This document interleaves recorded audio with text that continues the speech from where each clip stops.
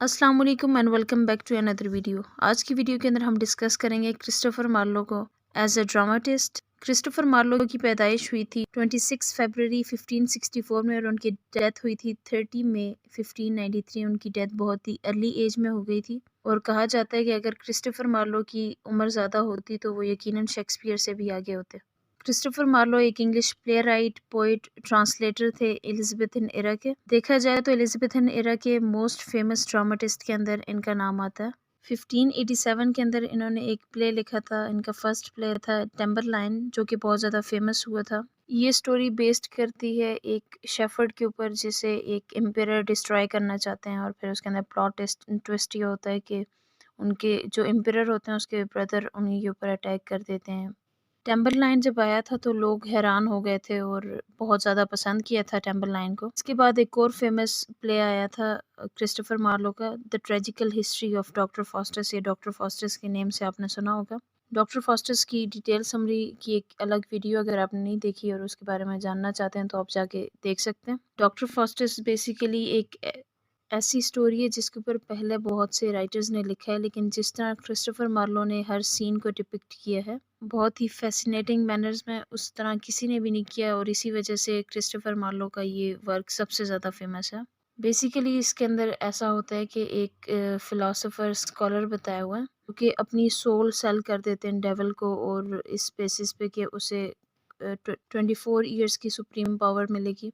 वो अपनी लाइफ के 24 ईयर्स एंजॉय करता है, लेकिन बाद में जब उसे एहसास होता है तो वक्त गुजर जाता है और फिर वो अपनी सोल जो है सरेंडर कर देता है डेविल के सामने। इसके बाद एक और वर्क आया था क्रिस्टोफर मार्लो का, द ज्यू ऑफ माल्टा, जो कि अच्छी थी, लेकिन अगर क्रिस्टोफर मार्लो के वर्क डॉक्टर फॉस्टर्स और टिम्बरलाइन के साथ कंपेयर किया जाए तो इसका लिटरेरी मेरिट इतना हाई नहीं था और इसकी वजह ये थी कि इसके अंदर कोई ख़ास रिदमिक ब्यूटी नहीं थी। लेकिन फिर भी ज्यू ऑफ माल्टा के अंदर कैरेक्टराइजेशन क्रिस्टोफर मार्लो ने बहुत अच्छे तरीके से की है, जिसे क्रिटिक्स ने बहुत एडमायर किया।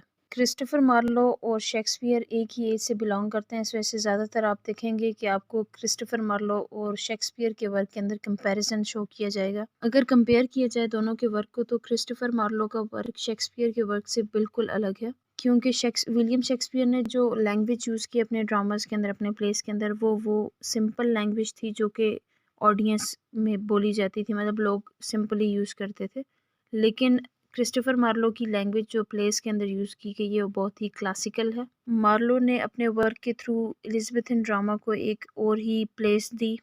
मिथ्स और सुपरनैचुरल एक्टिविटीज़ और इन चीज़ों को इंक्लूड करके इन्होंने कैरेक्टर्स को बहुत ज़्यादा खूबसूरत बनाया। तो एक और इम्पॉर्टेंट कंट्रीब्यूशन ये है कि इन्होंने ब्लैंक वर्स को बहुत ज़्यादा फ्लेक्सिबल बनाया था। ड्रामा के अंदर फर्स्ट टाइम यूनिटी और कोहेरेंस का एलिमेंट इन्होंने इंट्रोड्यूस करवाया था, जो कि पहले ड्रामास के अंदर नहीं होता था। ऐसा भी कहा जाता है कि उन्होंने एलिजाबेथन ड्रामा को उस पॉइंट पे, इस पीक पे लेकर गए जहाँ से आगे शेक्सपियर ने उन्हें मज़ीद आगे लेकर गया और बढ़ाया उसे। और कहा जाता है कि क्रिस्टोफर मार्लो पायनियर थे और फादर ऑफ इंग्लिश ड्रामा इन्हें भी कहा जाता है और विलियम शेक्सपियर को भी कहा जाता है।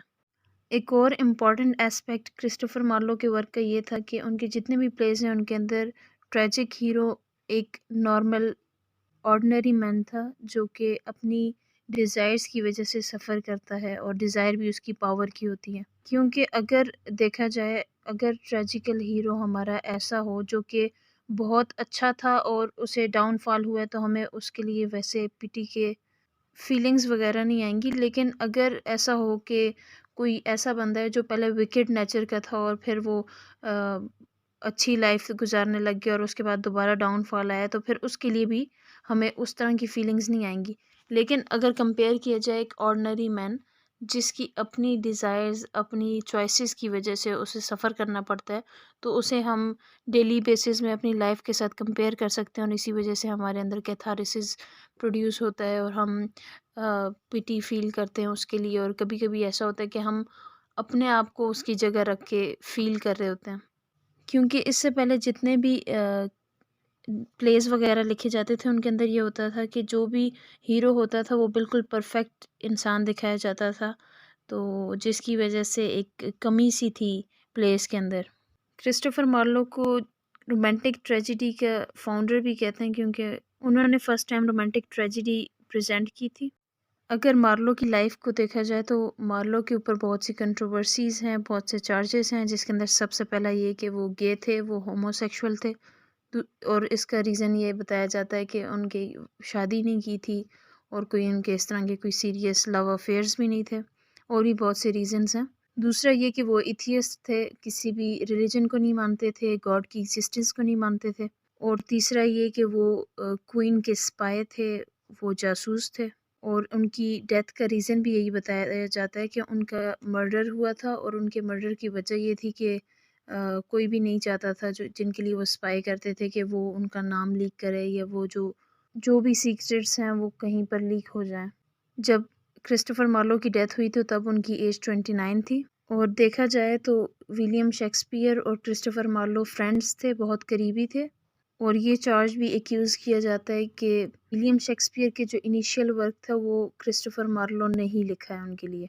गे होने का चार्ज इस वजह से भी लगाते हैं क्योंकि उनके जितने भी वर्क हैं उसके अंदर मैन डिज़ायर्स के बारे में ज़्यादा बताया हुआ है और गे पर्सपेक्टिव से बताया हुआ है। उम्मीद है आपको इस टॉपिक की समझ आ गई होगी। अगर इससे रिलेटेड किसी भी किस्म के क्वेश्चन है आप कमेंट सेक्शन में पूछ सकते हैं। Thank you so much.